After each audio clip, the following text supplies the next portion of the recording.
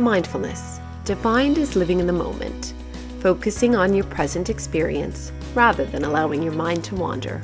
Wait, don't stop the video, because this isn't New Age rubbish. It's not just for Zen Buddhas and flexible yogis. Mindfulness is key to happiness, to your happiness. It's practiced by successful CEOs, entrepreneurs, and celebrities. Popular mindfulness apps boast millions of subscribers because they all know that being mindful makes you happier. And here's a study to convince you of just that. 2 Harvard psychologists set out to find out whether being mindful in your everyday life improved your happiness. They recruited 2,250 adults to participate in their study and developed a smartphone app which, up to 3 times daily, alerted their participants to answer a few questions.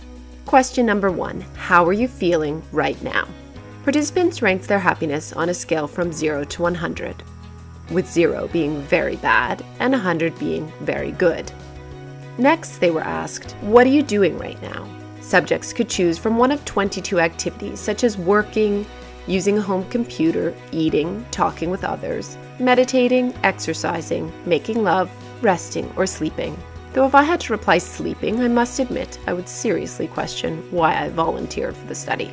Question number 3. Are you thinking about something other than what you're currently doing? To which participants could answer no, yes, something neutral, yes, something pleasant, or yes, something unpleasant.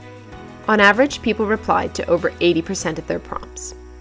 The data were analyzed, and here's what researchers found. Our minds wander a lot. When people were asked whether their minds were wandering, the answer was yes, 46.9% of the time. And it didn't matter what activity people were partaking in. Across the board, mind wandering took place during each activity at least 30% of the time. The one exception was lovemaking, when people were less likely to mind wander. Finding number 2. As you might expect, when people's minds wandered to pleasant places, they were more likely to be happy than when they wandered to unpleasant places. And here's where it gets good. During all activities, people were less happy if they were mind wandering.